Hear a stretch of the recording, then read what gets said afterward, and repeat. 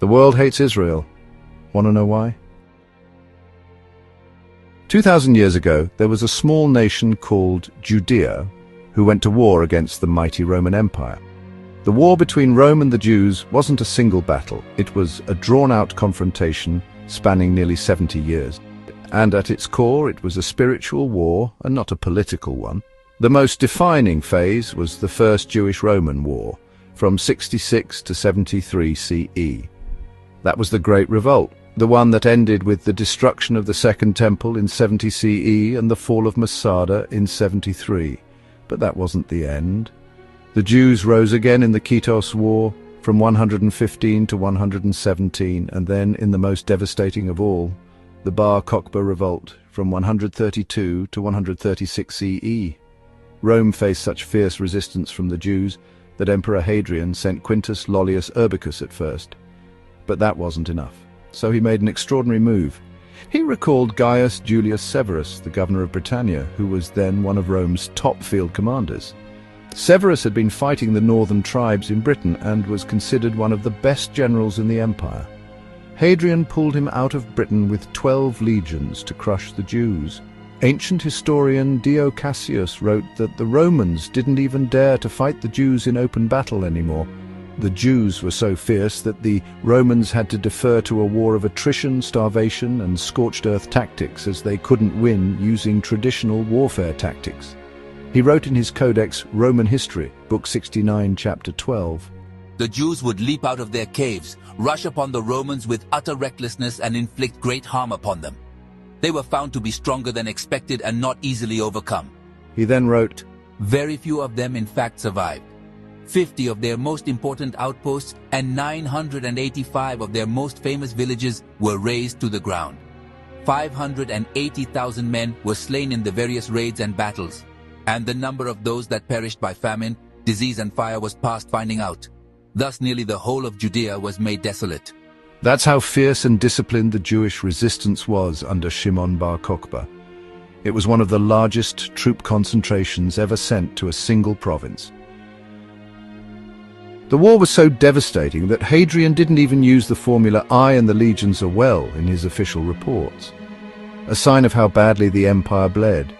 After 70 years of war against the Jews, Rome won, but in great price. And something lingered, a mental humiliation defeat for Rome. The war didn't cost only money, over 3 billion sestertii, 3 full years of total Roman net income, but a great spiritual cost as well. And this changed the world forever. And the entire world was now introduced to the Jew for the first time. The Jews believed in one invisible almighty God. They refused emperor worship.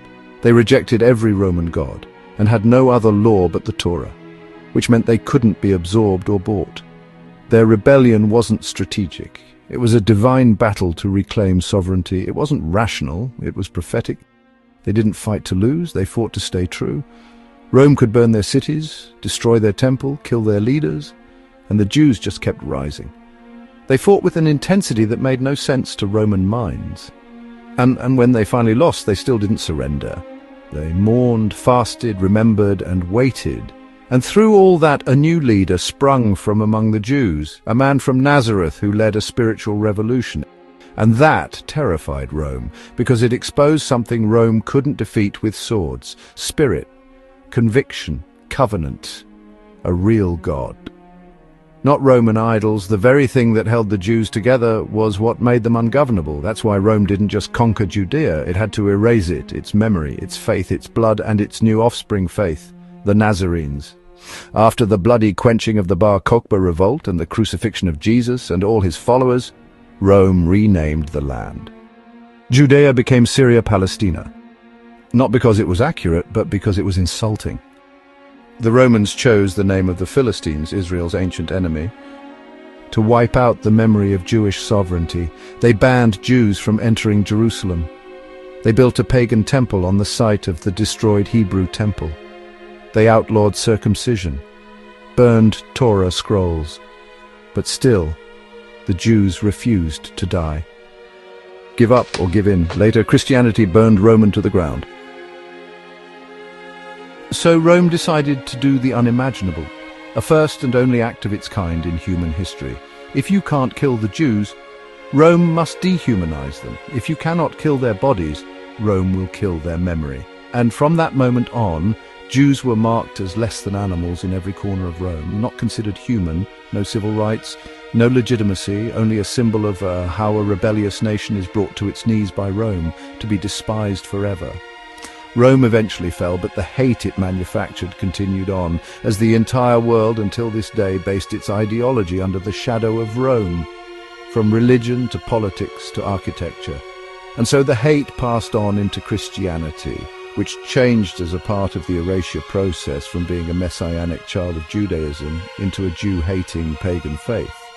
It was appropriated by Islam, and this hate invented by the Romans to avenge their ancient humiliation by a small tribe in the arse end of their empire lives until today.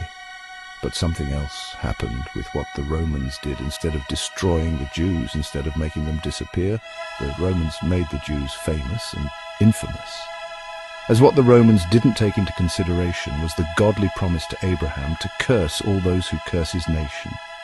And I will bless those who bless you, and whoever curses you I will curse, and all the families of the earth shall be blessed through you.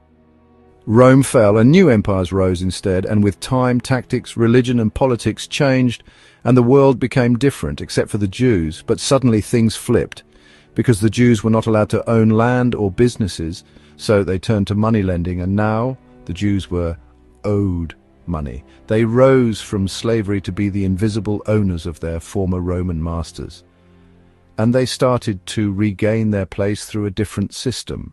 Rome might have disappeared and its shadow remained, but Jews now started to break free of it politically. Throughout modern recorded history, Jews were not considered human. It became the default way of the world, and the world was not willing to give that up. In fact, it still doesn't, as we see from the satanic trolls in the world who cling to Jew hatred from social media to world politics. The war Rome waged on the Jews defined the psychological development of modern civilization. It also defined Islam, as Islam adopted the Roman hatred to its simplistic desert style of life through the Western civilizations it conquered. This is why Jews lived as legal ghosts across most of Europe and the Islamic world. Jews were denied land, professions, education, and the right to exist on equal footing. Even today, Jews are ousted all over the world whenever it is possible. In 1791, revolutionary France became the first state to grant Jews full legal rights, but it came with a catch. Drop your Jewish identity, assimilate, become Frenchmen of the Mosaic persuasion. It wasn't real acceptance. It was conditional citizenship. With the Treaty of Versailles in 1919, we finally see something like an international recognition of Jewish rights. Clauses written into minority treaties protecting Jews in newly drawn Eastern European states. That was the first time the world legally acknowledged Jews as a group deserving rights. It was the first time a Jew received a certificate of humanity after almost 2,000 years. But less than 20 years later, those treaties were as good as ash. The world refused to let the Jew free. Only after the Holocaust, only after 6 million were turned to smoke, and the horror of Auschwitz, the world was briefly convinced the Jews finally deserve human rights. And even that didn't last, as the world realized it made a mistake, because by freeing the Jews, the world admitted the last 2,000 years were a lie.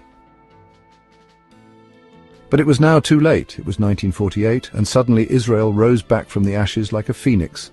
Until that moment, the Jew was a temporary useful guest, a despised specimen, a museum piece of suffering, a scapegoat for torment, for hate.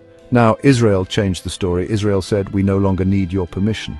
The world hasn't caught up, because the world has been programmed to Jew hatred for 2,000 years, systemically, theologically, and culturally. And that programming doesn't disappear in a heartbeat. Not from the world, not even from some Jews. In Christian theology, the Jew killed God. He's cursed, blind, destined to wander. That's St. Augustine, that's Thomas Aquinas, that's the Gospels. In Islam, Jews are described in the Quran as apes and pigs. They are dhimis, inferior, subjugated, taxed for existing. The Hadiths promise an end-times massacre of the Jews. And in secular Europe, where God was replaced with reason, Voltaire called Jews a barbarous, greedy people. Marx called them money-obsessed parasites. Even liberals found new pseudoscientific ways to cast Jews as racially impure. Deicide gave way to degeneration. Same poison, modern words. Even now, the institutions that claim moral high ground continue to recycle ancient contempt. The UN obsessively condemns Jewish self-defense. Academia paints Jews as white colonialists. The media sanitizes Jew hatred and rebrands it as criticism of Israel. Because deep down, they cannot accept Jews being free.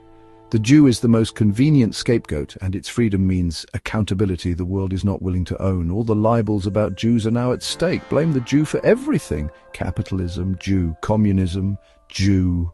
Banking, Jew. Media, Jew. Wars, Jew. And now even a Nazi Jew. It's all Roman muscle memory. And it doesn't care whether you're left or right. It just wants a Jew to blame. And Israel is the world's ultimate system error. Suddenly the Jew has a flag, has an army, he builds cities, pause defends his borders, kills before being killed. The world simply cannot handle that because it never expected the Jew to survive, let alone win. But this is also why the world can't accept Israel's existence, and that includes many diaspora Jews, because they too were raised inside a world that taught them, subtly or bluntly, that they are lesser. Like a beaten street dog. Even in safe, liberal democracies, diaspora Jews were taught, blend in, don't cause trouble, be the model minority, don't act too Jewish. Now Israel stands like a mirror they can't look into. It says, you don't need to ask for permission anymore. So instead of embracing it, they project onto it. They say Israel makes us unsafe. They say Israel doesn't represent us. They say Zionism is racism. But what they really mean is, we're still waiting for Rome to accept us. We are more comfortable serving as dhimmis. The longer you live as a tolerated minority, the more you internalize your own dehumanization. You start to think sovereignty is aggression. You confuse victimhood with virtue. You believe safety comes from silence, not strength. That's why many diaspora Jews can't love Israel, because Israel is the cure for their illness. But they're completely addicted to the sickness, unlike their Zionist brothers and sisters who are free.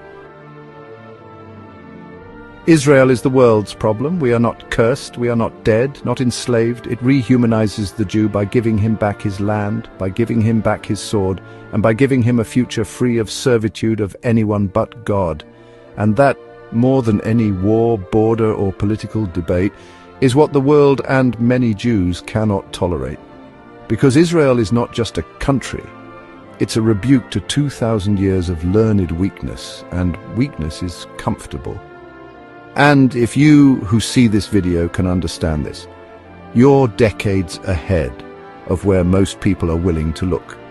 And to all you non-Jews who watch this video through to the end, no matter what your reasons were, I want you to look in the mirror and tell me in the comments what is the first thing that comes into your mind when I say the word Jew. The answer defines who you are. Because we are the mirror of your soul.